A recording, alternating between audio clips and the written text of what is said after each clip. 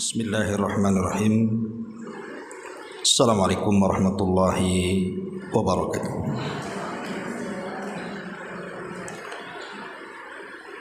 Alhamdulillah, wassalatu wassalamu ala rasulillah wa ala alihi wa sahbihi wa mawalah wa la hawla wa la quwata illa billahi wa ba'du.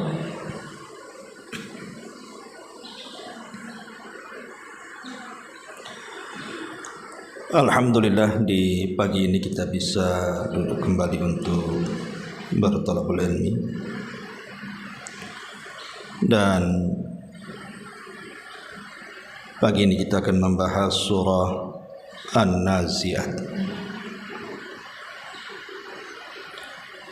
Secara tertib di dalam mushaf Al-Quran, An-Nazi'at masuk pada tertib ke-79 dengan jumlah ayat 46, kemudian jumlah kalimat 179, dan jumlah huruf 762 huruf.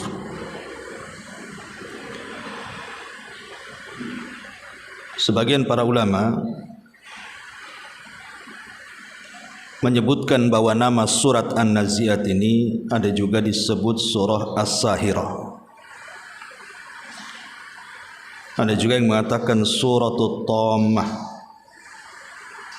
Dan yang masyhur adalah surah An-Nazi'at berdasarkan di dalam mushaf dan juga berdasarkan riwayat yang terdapat dalam Sahih Al-Bukhari.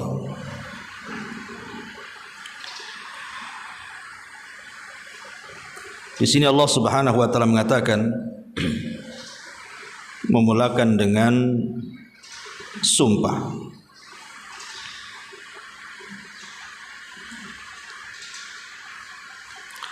A'udzubillahi minasyaitonir rajim.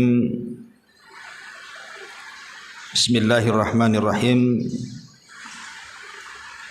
Wan nazi'ati gharqa wan nashitati nashta was-sabihati sabha was-sabiqati sabqa fal-mudabbirati amra yawma tarjufur rajifatu tatbauhar radifah qulubun yawma idzi wajifah.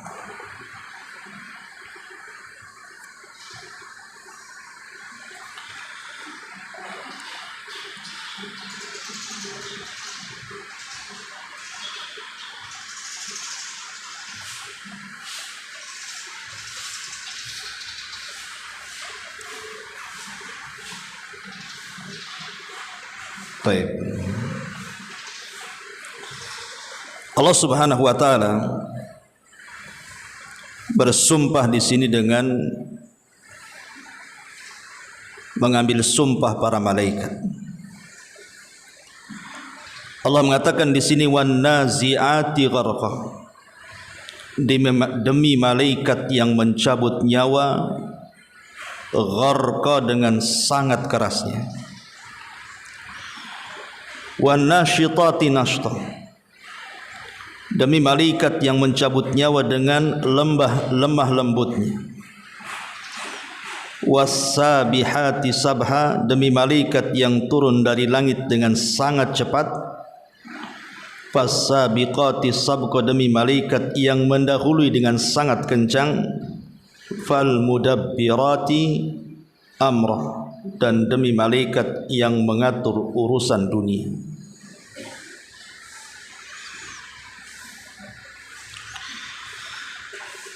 Kaidah Al-Quran sering saya ulang-ulang bahwa tidaklah Allah Subhanahu wa taala bersumpah dengan makhluknya kecuali karena makhluk itu memiliki keistimewaan.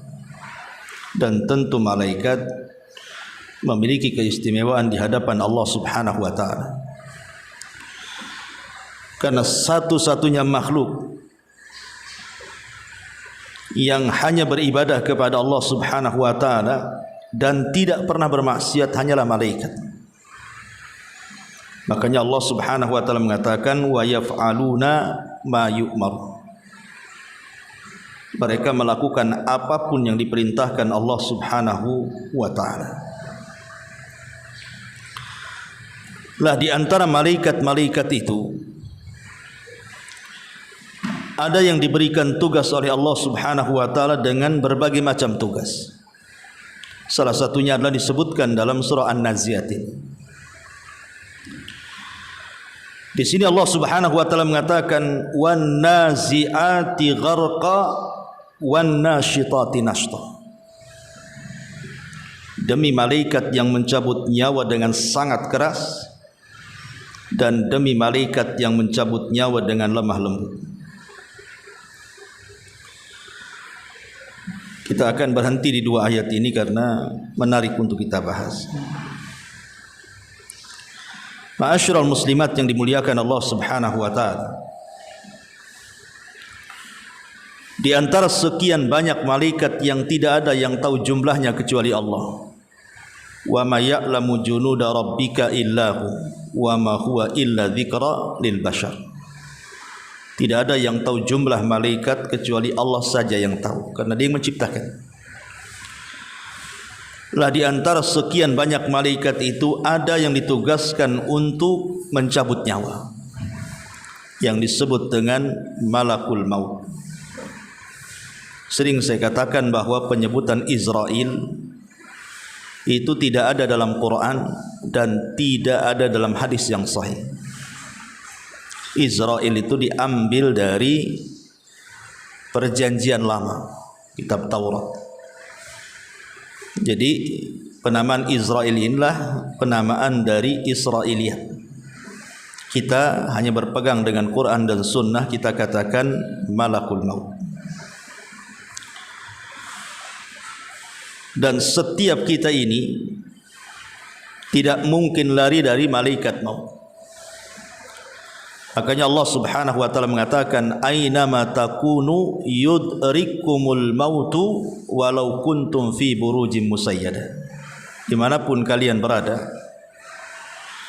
pasti malaikat maut itu akan membawa kematian kepada kalian, walaupun kata Allah kalian berada di balik dinding yang sangat kokoh sekalipun. Artinya tidak ada satupun jiwa yang selamat dari kematian malaikat maut, hatta binatang sekalipun. Karena Imam Malik rahimahullahu taala pernah ditanya, apakah binatang juga dicabut nyawanya oleh malaikat maut?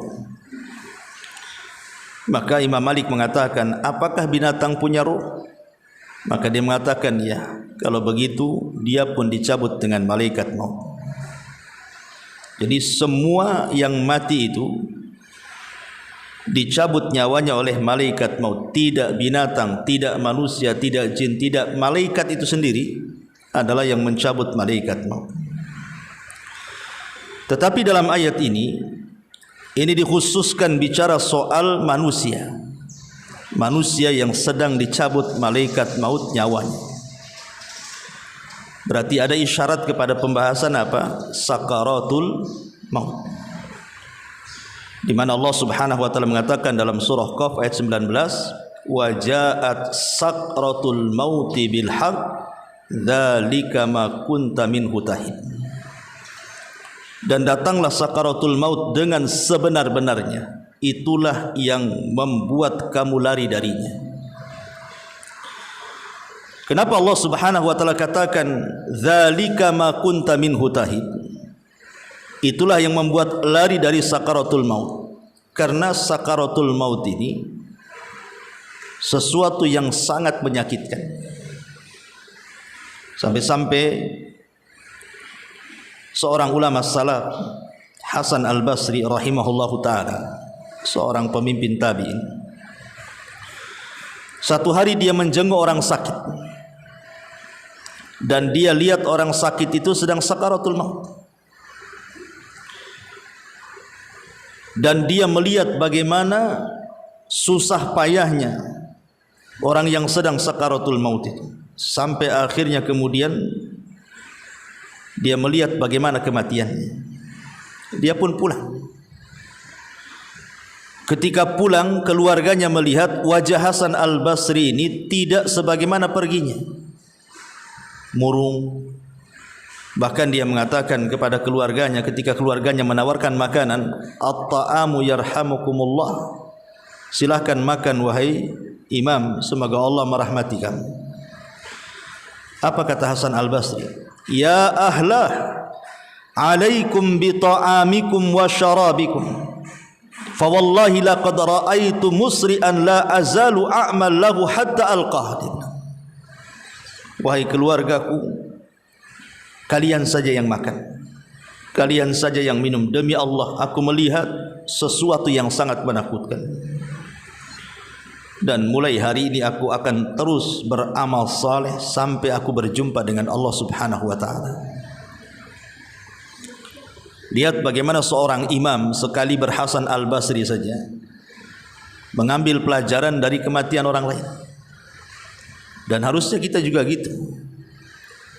Makanya Imam Syafi'i rahimahullahu taala satu hari membawa tongkat padahal dia sehat. Biasanya orang bawa tongkat itu tidak sehat. Sehingga dikatakan kepada Imam Syafi'i, "Ya Imam, engkau ini sehat, kenapa kau bawa tongkat?" Maka Imam Syafi'i mengatakan, "Tongkat ini mengingatkan aku tentang kematian, bahwa aku ini akan meninggal. Aku akan safar menuju Allah Subhanahu wa taala." Ma'asyiral muslimat yang dimuliakan Allah Subhanahu wa taala. Lalu apa sakaratul maut itu? Ketika malaikat maut datang kepada kita, kemudian mencabut nyawa kita. Kalau dia seorang kafir, Allah katakan an-nazi'ati gharqa. Maka malaikat maut itu akan mencabut dengan sangat keras.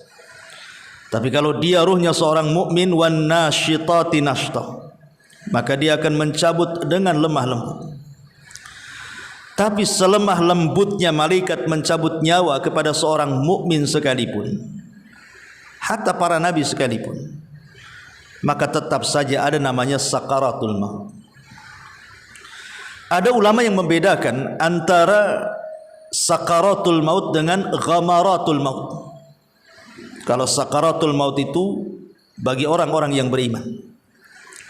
Tapi kalau ghamaratul maut itu bagi orang-orang kafir. Makanya Allah Subhanahu wa taala mengatakan, "Walau tara idz zalimuna fi ghamaratil mauti." Tidakkah kau lihat ketika orang-orang zalim itu berada dalam ghamarat. Ghamarat itu siksaan yang luar biasa saat kematian. Sehingga ada sebagian ulama mengistilahkan seperti itu. Kalau seorang mukmin sakaratul maut, kalau orang kafir ghamaratul maut. Karena beda manfaatnya. Kalau sakaratul maut, sebagian para ulama, kalau itu terjadi kepada seorang mukmin dan dia merasakan sakit yang luar biasa, boleh jadi rasa sakit itulah yang mengakhiri semua penderitaannya, bisa menggugurkan dosa. Boleh jadi itu dosa yang ia memilikinya digugurkan dengan sakaratul maut. Atau sakaratul maut bagi seorang mukmin itu untuk mengangkat derajat dia. Tapi kalau bagi orang kafir, maka ghamaratul maut itu justru awal daripada azab dia sebelum kematiannya. La sakaratul maut sendiri adalah al-alamu wal wajah. Sakaratul maut itu rasa sakit yang luar biasa yang dirasakan dari ujung kepala sampai kaki ketika ruh itu dicabut. Bagaimana tidak sakit? Ruh itu dicabut, itu mengenai seluruh persendian dan seluruh urat-urat yang ada di badan. Seandainya saya tarik jempol ibu dengan sangat keras gitu ya, sepenuh tenaga, tentu ibu akan kesakitan. Jangankan ditarik, ada orang diurut, mungkin terlalu keras ngurutnya aja sakit kita. Apalagi kemudian dicabut, bayangkan. Jadi ruh itu terlepas dari setiap persendian manusia dan setiap urat-urat manusia. Gimana tidak sakit? Maka di sini satu pertanyaan, ibu lihat orang sedang sakaratul maut itu. Kenapa dia tidak berteriak? Kenapa dia tidak berteriak-teriak meminta tolong umpamanya? Berteriak meminta tolong kepada keluarganya, berteriak meminta tolong kepada orang yang dicintainya, berteriak kepada orang-orang yang mungkin kerabat-kerabatnya, teman-temannya. Kenapa orang sedang sakaratul maut itu terdiam? Hanya ruhnya saja, hanya nafasnya saja yang bergerak. Kenapa ini pertanyaan? Bukankah di saat itu dia memerlukan pertolongan?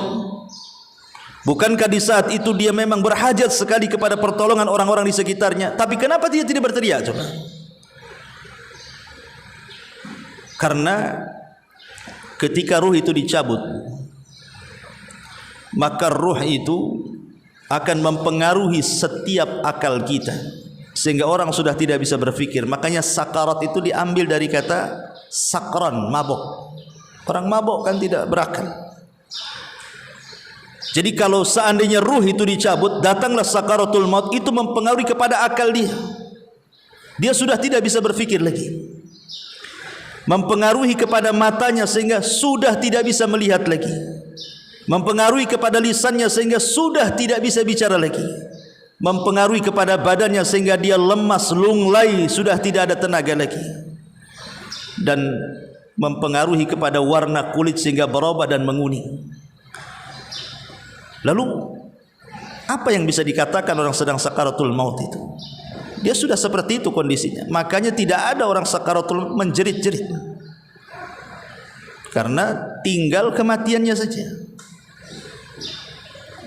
Bagaimana dia akan meminta pertolongan? Dia mikirin diri sendiri saja sudah bingung tuh, sudah stres gitu ya, sehingga tidak bisa bicara orang seperti itu. Makanya lihat, jarang kita menyaksikan orang yang ketika ditalqin membaca kalimat la ilaha illallah kan. Padahal itu kalimat yang paling mudah diucap, kecuali orang-orang yang memang ditakdirkan dia husnul khatimah. Sulit ya. Kita bisikkan di telinga apapun tidak bergerak lisan itu. Kecuali sekali lagi orang-orang yang memang ditakdirkan dia husnul khatimah. Mungkin bisa itu pun dengan cara pelan. Tidak bisa kita paksakan yang mengucapkan kalimat itu, karena memang kondisinya tidak bisa dibayangkan. Makanya diriwayatkan dari Nabi Allah Ibrahim alaihi salatu wassalam, ketika dia meninggal dunia, maka Allah subhanahu wa ta'ala mengatakan kepada Nabi Ibrahim ini, kaifa wajadtal mauta? Ya Ibrahim, apa yang kau rasakan saat kematian? Maka Nabi Ibrahim alaihi salatu wassalam mengatakan, kassafut ju'ila fis sufi ratibin thumma judiba faqala lahu rabbul izzati ama inna qad hawwana alaika ya Ibrahim. Maka Ibrahim mensifatkan bagaimana rasa sakitnya kematian itu. Dia mengatakan apa? Seperti safut. Safut itu pisau yang bengkok, macam cerulit. Ju'ila fi sufi ratabin, fi sufi ratbin, dijadikan kepada bulu-bulu kambing wol, dimasukkan ke dalam bulu-bulu kambing wol itu. Kemudian disiramlah bulu itu. Tentu bulu-bulu itu akan melengket di pisau itu. Thumma judiba, kemudian ditarik dengan keras, tentu akan merontokkan bulu-bulu yang terkena pisau itu. Itulah rasa sakit kematian. Tapi Allah katakan kepada Ibrahim, ama inna qad hawwanna alaikal maut ya Ibrahim. Tetapi wahai Ibrahim, aku sudah meringankan bagimu kematian itu. Bahkan diriwayatkan juga dari Nabi Musa alaihi salam, ketika ruhnya tercabut menghadap Allah subhanahu wa ta'ala, dia pun ditanya, ya Musa, kaifa wajadtal mauta? Wahai Musa, bagaimana engkau merasakan kematian? Maka Musa mengatakan, wajadtu nafsi kasyatin hayyatin biyadil qassab tuslahu. Aku dapati diriku saat kematian itu seperti kambing yang masih hidup. Kemudian datang tukang jagal, kemudian dikuliti. Coba kambing yang masih dikuliti, apa tidak menjerit-jerit kambing itu? Seperti itu kata Nabi Musa alaihi salatu wassalam. Bahkan dalam riwayat dia mengatakan, wajadtu nafsi kal usfur al-hayy hina yuqla fil miqlah la yamutu fayastari wa la yanju fayatir. Aku dapati kematian itu seperti burung yang masih hidup, yang dicemplungkan ke dalam air yang sangat mendidih. Dia tidak bisa istirahat dengan kematian dan tidak bisa selamat dengan terbang, katanya. Saking merasakan sakit yang luar biasa. Ini kinayah bagaimana sakaratul maut itu sesuatu yang menyakitkan pada setiap manusia. Sehingga diriwayatkan dari Amirul Mukminin Umar bin Khattab radhiyallahu anhu, atau dari Shaddad ibn Aus radhiyallahu anhu. Beliau mengatakan apa? Al-mautu afda'u haulin fid dunya wal akhirah 'alal mu'min. Wa huwa ashad min qardin bil maqaridi wa ghalyin fil quduri walau annal mayyita nushira ay bu'itha minal qabri min qabrihi fa akhbara ahlud dunya bi alamil mauti man tafa'u bi aishin wa la taladzadu bin naumin. Kata Shaddad ibn Aus radhiyallahu anhu mengatakan, kematian itu sesuatu yang menakutkan baik di dunia ataupun di akhirat bagi seorang mukmin, karena lebih sakit dibandingkan seseorang dikelupaskan kulitnya atau seperti orang yang kemudian direbus dalam air yang mendidih. Kalau seandainya orang mati itu dibangkitkan kembali dari kuburnya, hidup lagi ke dunia, tentu mereka akan menghabarkan penduduk dunia ini bagaimana rasanya kematian. Dan ketika penduduk dunia ini mendengar bagaimana seorang mayit yang dihidupkan kembali kemudian menceritakan kematiannya, man tafa'u bi aishin, tentu mereka tidak akan ada gunanya hidup, wala taladzadu bin naumin, bahkan mereka tidak akan tenang tidur, katanya. Lihat bagaimana ini gambar ulama salaf, kan gitu. Jadi kalau seandainya orang yang dikubur itu dihidupkan kemudian menceritakan bagaimana rasa kematian itu, tentu kita tidak akan tenang hidup. Tidur pun tidak akan pulas. Karena di sini kata beliau, walau annal mayyita nusyira fa akhbara ahlad dunya. Kalau seandainya si mati itu dibangkitkan hidup lagi kemudian menghabarkan kepada seluruh penduduk dunia bagaimana rasanya dia ketika mati itu, maka beliau mengatakan man tafa'u bi aishin wa la taladzatu bin naumin, tentu mereka tidak ada guna hidup, bahkan tidak akan merasakan lezatnya tidur karena terpikir bagaimana kematian itu akan datang.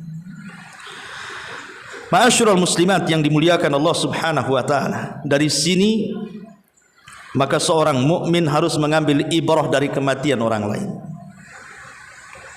Karena sakaratul maut itu bukan perkara yang sangat ringan, tapi yang sangat berat. Makanya kemudian di antara ibrah yang disebutkan para ulama tentang sakaratul maut itu, yang pertama bahwa sakaratul maut bagi seorang mukmin boleh jadi itu sebuah rahmat bagi mereka, mengangkat derajat mereka, menambah kebaikan mereka, atau mungkin menggugurkan dosa-dosa mereka. Tetapi rasa sakit yang diderita oleh orang yang sedang sakaratul maut juga ada pelajaran bagi kita, bahwa Allah Subhanahu wa taala dengan kemahabesarannya mampu melakukan seperti itu kepada siapapun dari hambanya, tidak para nabi, apalagi kita. Para nabi saja merasakan sakaratul maut yang luar biasa. Bahkan Nabi kita Muhammad sallallahu alaihi wasallam saja mengatakan kepada Aisyah radhiyallahu anha, ala wa inna lil mauti la sakarat. Ingat, pada setiap kematian itu ada sakaratnya. Ada rasa sakitnya yang luar biasa, itu maksudnya. Termasuk Nabi. Jadi di sini akan mematahkan setiap kesombongan manusia. Anda yang pernah congkak hidup di dunia, sombong dengan kekayaan, sombong dengan jabatan, sombong dengan pangkat, sombong dengan kecantikan, ketampanan, atau sombong dengan apalah benda-benda dunia ini, ada saatnya Anda akan merasakan sakaratul maut itu. Lalu apa kesombongan itu di hadapan sakaratul maut itu? Ma'asyiral muslimat yang dimuliakan Allah Subhanahu wa taala. Di sini Allah Subhanahu wa taala mengatakan, karena begini, Bu ya. Sebagian para ulama, apabila ibu ini datang ke orang yang sedang nazak, mungkin di hadapan ibu itu ada orang yang sedang sakaratul maut, itu disunnahkan untuk membasahi kapas, kemudian dibalurkan di lidahnya supaya ada air masuk. Ya. Karena saat itu orang yang sedang sakaratul maut itu, dia sedang kehausan yang bersangatan, sehingga mengeringkan tenggorokan dan susah untuk mengucapkan kalimat. Susah, orang sedang sakaratul maut itu bicaranya susah, kering kerongkongannya, haus yang luar biasa. Makanya ambil kapas, dikasih air, kemudian dipencet di mulut supaya adalah air masuk ke tenggorokan itu, supaya memudahkan. Dengan itu boleh jadi dia bisa mengucapkan kalimat tauhid, kalimat la ilaha illallah. Walaupun ada juga yang berpendapat gitu ya, sebagian para ulama, jadi kenapa kemudian kita disunahkan untuk memberikan minum kepada orang yang sedang sakaratul maut saat detik-detik sakarat itu? Ada juga nih yang mengatakan karena ketika itu syaitan datang. Ya'ti syaitan bima'in zalalin. Jadi syaitan datang kepada orang yang sedang nazah ini dengan air yang sangat putih bersih seperti telur. Kemudian syaitan akan mengatakan, "Qul la ilaha ghairi la uskiyaka." Qul la ilaha ghairi hatta uskiyaka, kata setan. Dia mengatakan, katakan tidak ada Tuhan selain aku, kata setan, maka aku akan beri minum kepadamu. Dari sini kita tahu bahwa setan itu lebih dekat dengan kematian. Orang yang sedang mati itu setan lebih dekat, karena diriwayatkan dalam sebuah asar yang dinukilkan dalam kitab Aunul Ma'bud, di mana syaitan itu dikatakan anna syaitan la yakunu fi hali ashaddi ala ibni adam minhu fi halil mauti. Setan tidak menggoda anak Adam melebihi hebatnya godaan pada saat orang sedang sakaratul maut. Kenapa demikian? Karena setan akan mengatakan, yaqulu li'awanihi dunakum hadza fa innahu in fatakumul yaum lam talhaquhu ba'dal yaum. Maka setan akan mengatakan kepada teman-temannya, berkumpullah kalian di sini. Berkumpullah kalian di sini. Jika kalian tidak bisa menyesatkan pada hari ini, maka kalian tidak akan bisa menggodanya setelah ini. Karena dia akan mati. Jadi itu kesempatan terakhir bagi setan itu. Makanya orang-orang yang sedang sakaratul maut akan berkumpul setan di situ. Jangan sampai kemudian dia itu meninggal dalam kondisi mengucapkan 2 kalimat syahadat, atau mungkin mengucapkan kalimat tauhid, atau mengucapkan Al-Quran dan begitu seterusnya. Jangan sampai setan itu kemudian melihat orang yang sedang sakaratul maut mati husnul khatimah. Kalau bisa dibuat suul khatimah. Makanya Imam Ahmad rahimahullahu ta'ala bercerita saat bagaimana beliau saat pingsan didatangi setan, kan itu. Didatangi setan agar Imam Ahmad ini meyakini agama yang lain dan berpindah dari Islam. Dan itu diceritakan kepada anaknya. Kalau sekelas Imam Ahmad menceritakan bagaimana saat kematiannya setan datang menggoda dia supaya dia kufur, sementara dia imam ahli sunnah wal jamaah, loh apalagi saya, ibu-ibu atau siapapun kan gitu. Maka setan akan lebih banyak lagi. Inilah yang ditakutkan seluruh ulama salaf. Mereka berdoa kepada Allah Subhanahu wa taala agar mereka selamat saat kematiannya. Makanya Allah Subhanahu wa taala ketika menghikayatkan tentang ucapan Nabi Isa dan Yahya, dia mengatakan salamun alaihi salamun yauma wulidtu wa yauma amutu wa yauma ub'atsu hayya. Dan keselamatan bagi kedua nabi ini saat dilahirkan, saat kematian, dan saat dibangkitkan. Karena kita ingin selamat nih tiga-tiganya kan itu. Saat dilahirkan kita selamat, tidak ada cacat, tidak ada apa-apa gitu. Saat dimatikan kita selamat sehingga kita husnul khatimah, dan saat dibangkitkan pun kita minta selamat supaya hisabnya dimudahkan.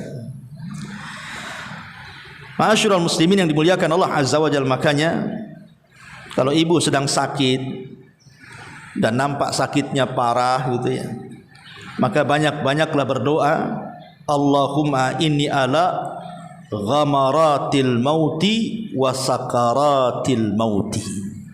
Ya Allah, bantulah aku untuk bisa menghadapi rasa pedih yang akan aku rasakan saat sakaratul maut. Dan ini berdasarkan hadis Aisyah radhiyallahu anha ketika dia melihat Nabi sallallahu alaihi wasallam kemudian memasukkan tangannya ke air, kemudian mengusap wajahnya, maka Rasul sallallahu alaihi wasallam mengatakan, Allahumma inni ala ghamarati al-mauti wa sakaratil mauti. Rawahu Tirmidzi. Nabi saja ini yang ngomong seperti ini. Kalau Nabi saja berdoa kepada Allah agar Allah membantu dia menghadapi rasa sakitnya saat kematian, maka tentu kita sebagai umatnya juga harus lebih meminta doa lagi seperti itu ya. Ataupun meminta kepada Allah Subhanahu wa taala ampunan akan dosa-dosa kita. Jadi kalau ibu lagi sakit parah, maka bacalah Allahumma gfirli warhamni. Ya Allah, ampuni dosa-dosaku dan berilah kasih sayangmu kepadaku. Karena ketika Allah Subhanahu wa taala menceritakan anak muda yang dikisahkan dalam surah Yasin itu, Habibun Najjar namanya. Ketika Allah mengutus kepada satu desa itu 3 nabi sekaligus, tapi kemudian desa itu tidak bersyukur. Diutus 3 nabi tidak bersyukur, tidak ada satu pun yang beriman. Maka datanglah Habibun Najjar itu min aqsal madinati, dia tinggal di ujung kota, langsung kemudian ke tempat di mana para rasul diutus, kemudian menasihati warganya. Ini loh 3 rasul itu utusan Allah, beriman kepada dia, tapi malah ditangkap kemudian dikubur hidup-hidup sampai mati. Maka dikisahkan dalam Al-Quran itu, qila dkhulil jannah qala ya laita qaumi ya'lamun bima ghafara li rabbi wa ja'alani minal mukramin. Maka anak muda setelah mati ini Allah katakan, masuklah kau ke dalam sorga. Kemudian dia bicara dan mengatakan, duhai kiranya kaumku tahu setelah kematianku bagaimana posisiku di hadapan Allah. Allah sudah mengampuni dosa-dosaku dan menjadikan aku termasuk orang-orang yang dimuliakan. Jadi kita meminta kepada Allah dengan terus berdoa, Allahumma gfirli warhamni, dan kita katakan Allahumma inni ala ghamaratil mauti wa sakaratil mauti. Ya Allah, ampuni aku, rahmati aku. Ya Allah, tolong bantu aku bisa menghadapi detik-detik rasa sakit yang akan dirasakan saat sakaratul maut. Ma'asyiral muslimat yang dimuliakan Allah Subhanahu wa taala. Di sini Allah Subhanahu wa taala mengatakan wan naziati gharqa. Demi malaikat yang mencabut nyawa dengan sangat keras. Tentu wan naziati gharqa ini kematian, bicara soal kematian orang kafir. Dan ini sebagaimana hadis yang dikeluarkan Imam Ahmad dan juga Hakim dan disahihkan oleh Syekh Nasiruddin Al-Albani rahimahullah ta'ala dalam kitabnya Sahihul Jami' dari hadis Bara bin Azib radhiyallahu anhu yang sangat panjang, di mana Nabi SAW mengatakan, innal abdal kafir, sesungguhnya hamba yang kafir itu, idza kana finqita'in minad dunya wa iqbalin minal akhirah, kalau dia hendak terpisah dari dunia dan menghadap akhirat, nazala ilaihi minas sama malaikatun sudal wajh, nazala ilaihi minas samai malaikatu sudul wujuhi ma'akumul masuh fayajlisuna minhu maddal basar thumma yaji'u malakul mauti hatta yajlisa inda ra'sihi fayaqul ayyatuhan nafsul khabitha ukhruji ila sakhatin minallahi wa ghadabi. Maka malaikat akan turun dari langit dengan wajah yang menyeramkan, hitam wajahnya, dan mereka membawa kain kafan dari neraka. Kemudian mereka duduk di depan orang yang akan dicabut nyawanya itu sejauh mata memandang. Kemudian datanglah malaikat maut sehingga duduk di sisi kepalanya. Kemudian dia akan berteriak, hei jiwa yang buruk, keluar kepada kemurkaan Allah Subhanahu wa ta'ala dan kemarahannya. Dari sini diambil faedah bahwa malaikat maut itu ketika mencabut nyawa tidak sendirian, tetapi ada malaikat-malaikat pembantu malaikat maut. Apa fungsinya pembantu-pembantu itu? Pembantu-pembantu itulah yang menarik ruh dari setiap persendian dan dalam setiap urat-urat dan tulang-tulang manusia didorong. Jadi yang mendorong ruh itu keluar siapa? A'wan malakul maut. Jadi a'wan malakil maut ini, teman-teman malaikat maut itulah yang mendorong ruh itu supaya keluar. Lah ketika kemudian ruh sudah dihulkum di sini nih, sudah ditenggorokan, disitulah tugas malaikat maut mencabut. Jadi malaikat maut itu mencabut setelah ruh ditenggorokan, cabut gitu. Karena ruh itu keluar dari mulut orang. Lihat bagaimana di sini Allah katakan, Rasulullah SAW katakan, fatafarraqa fi jasadihi fayantazi'uha kama yantazi'us safud minas sufil mablul. Maka ruh itu akan tafarraq, berpencar dari jasadnya, kemudian akan tercabut seperti tercabutnya pisau, seperti cerulit yang dimasukkan ke dalam bulu-bulu kambing wol, kemudian disiram, kemudian dipaksa dicabut dengan sangat kerasnya.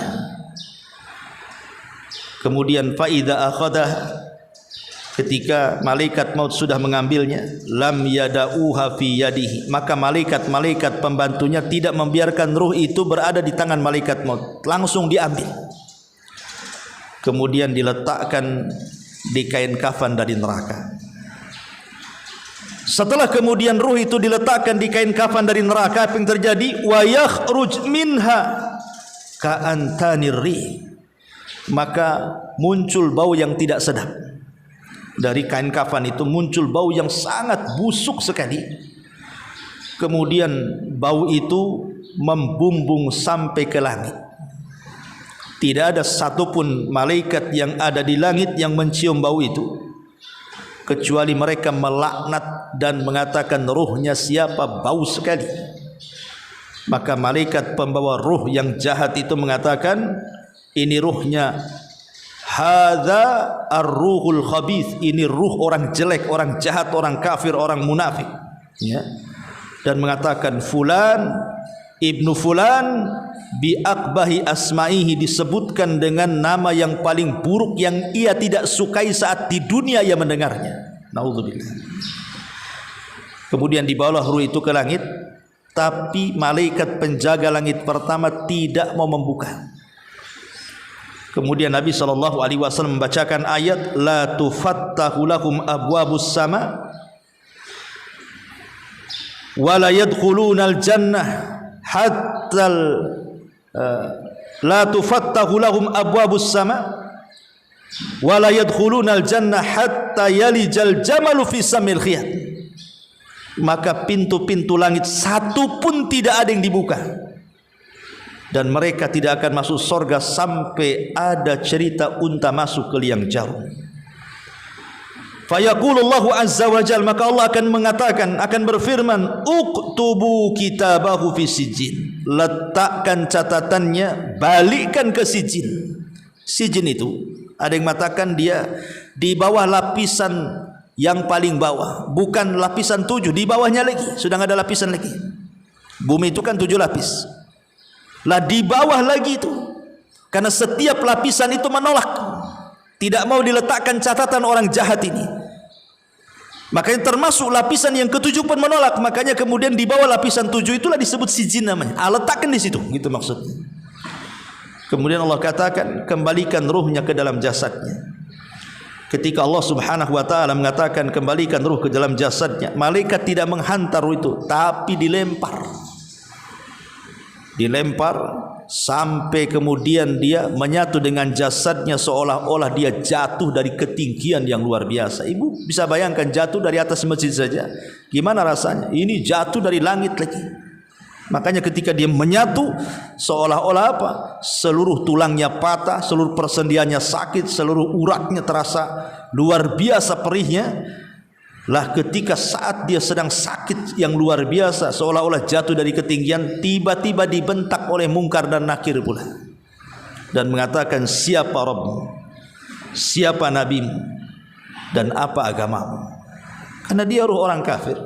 Dia yang mengatakan, la adri, aku tidak tahu, aku tidak tahu. Aku hanya mengatakan apa yang dikatakan manusia saja, atau aku melakukan sesuatu yang dilakukan manusia saja. Taklid, tidak tahu ilmu. Maka ketika itu Allah subhanahu wa ta'ala katakan dari langit, an kadzaba abdi, hambaku telah berdusta.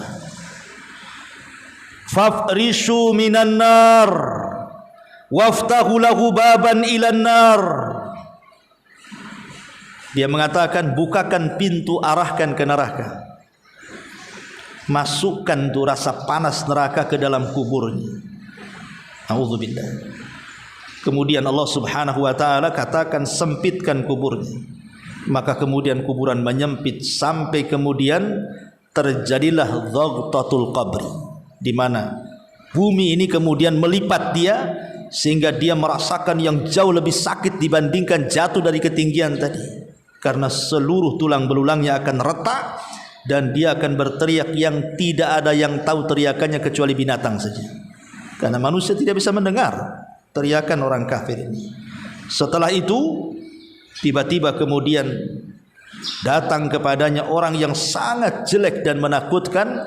Di tangannya ada gada, kemudian dia tuli, dia bisu, dia hanya memukul-mukulkan kepala dia. Kan kata Nabi, kalau seandainya palu itu diletakkan di gunung Uhud atau diketukkan di gunung Uhud, itu cukup menghancurkan gunung sekuat itu. Bagaimana kalau dipukulkan di kepala kita? Makanya kemudian ketika dia berteriak-teriak, siapa kamu ini? Kenapa kau siksa aku? Maka tiba-tiba dia mengatakan, ana amalukal khabith, sayalah amal burukmu, sayalah amal burukmu. Maka dia mengatakan, Rabbi la taqimis sa'ah, Rabbi la taqimis sa'ah. Ya Rabb, jangan kau tegakkan kiamat, di kuburan saja sudah susah. Bagaimana kalau seandainya dia diseret ke akhirat? Lah inilah hadis inilah yang diisyaratkan kepada kalimat wan nazi'ati gharqa, demi malaikat yang mencabut nyawa dengan sangat keras. Kemudian Allah mengatakan wan nasyitati nashta, demi malaikat yang mencabut nyawa seorang mukmin dengan sangat lembut. Tapi sekali lagi, jangan diartikan lembut di sini tidak ada sakaratul mautnya, tidak. Tetap ada sakaratul mautnya. Cuman ketika malaikat-malaikat pencabut nyawa ini datang kepada seorang mukmin, maka seorang mukmin itu akan diperlakukan dengan cara yang lembut. Allah Subhanahu wa taala berfirman di dalam Al-Quranul Karim, di mana Allah mengatakan, wa innal ladzina qalu rabbunallah tsumma istaqamu tatanazzalu alaihimul malaikatu alla takhafu wa la tahzanu wa abshiru bil jannati allati kuntum tu'adun.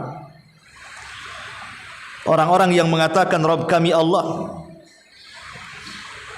kemudian mereka istiqamah dengan pendirian mereka, maka malaikat-malaikat akan turun kepadanya dan mengatakan, janganlah kalian merasa takut, janganlah kalian merasa sedih, dan bergembiralah kalian, karena sorga sudah menanti kalian yang dijanjikan Allah Subhanahu wa ta'ala.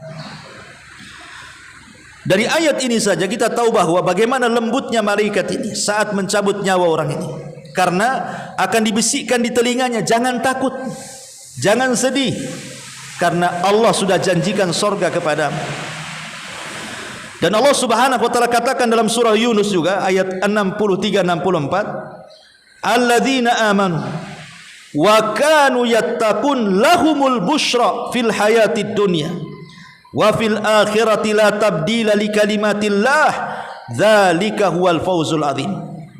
Orang-orang yang beriman, kata Allah, dan senantiasa bertakwa, bagi mereka berita gembira di dalam kehidupan dunia dan dalam kehidupan akhirat. Sebagian para ulama tafsir mengatakan, apa yang dimaksud kabar gembira bagi kehidupan dunia ini?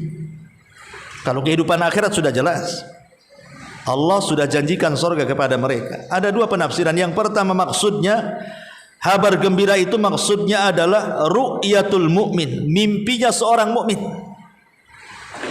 Allah Subhanahu wa ta'ala terkadang memimpikan kepada seorang mukmin itu mimpi-mimpi indah, mimpi-mimpi isyarat tentang kebaikan dia. Dan juga ada yang mentafsirkan maksudnya kabar gembira di dunia adalah busyral malaikati lil mu'min inda ihtidharihi bil jannati wal maghfirati. Tapi juga ada yang menafsirkan maksudnya adalah kabar gembira malaikat bagi seorang mukmin saat detik-detik wafatnya, dengan disebut-sebut sorga di telinganya dan disebut-sebut ampunan di telinganya. Apa tidak senang ibu kan?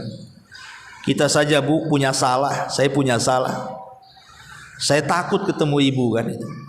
Tiba-tiba ibu yang datang kepada saya sudah ampuni, saya sudah maafkan. Apa enggak tenang saya ini?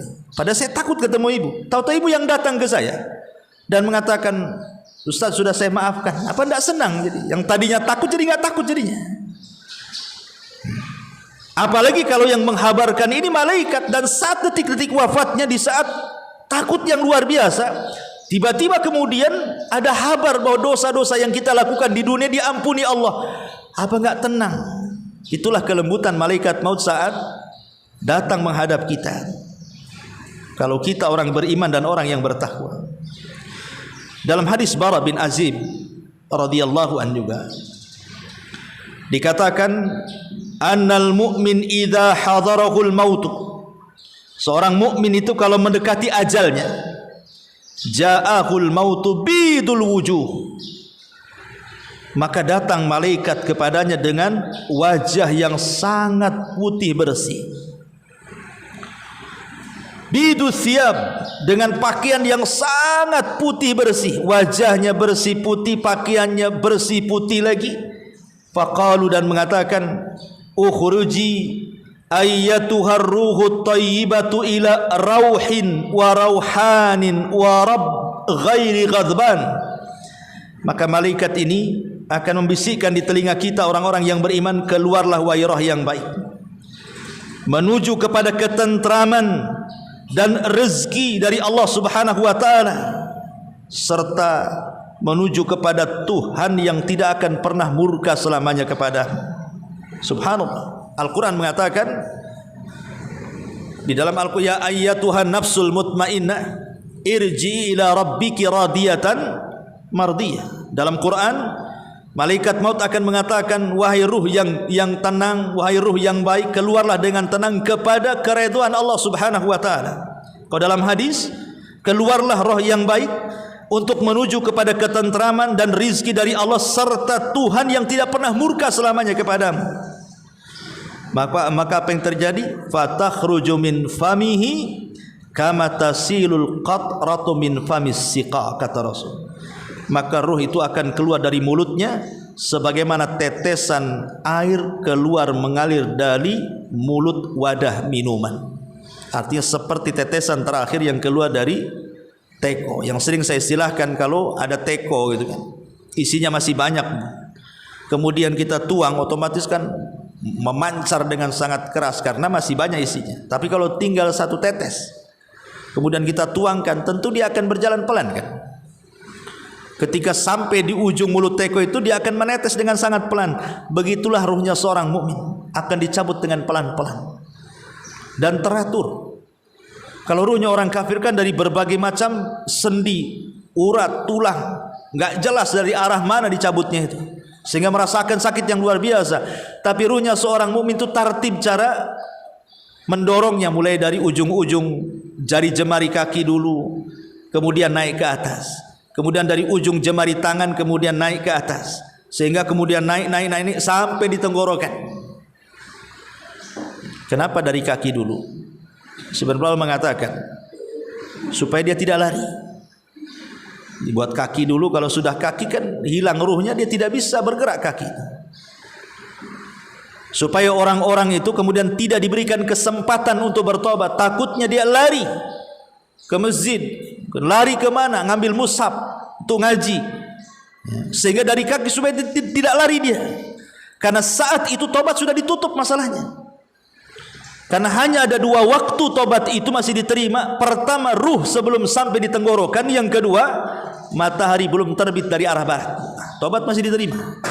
Kalau itu sudah terjadi, ruh sudah mengarah ke tenggorokan, matahari pula sudah berbalik dari timur ke barat, maka pintu tobat percuma. Karena Rasul yang mengatakan innallaha yaqbalu taubata abdin ma lam yugharghir. Allah itu masih menerima taubatnya seorang hamba sebelum nyawa berada di tenggorokan.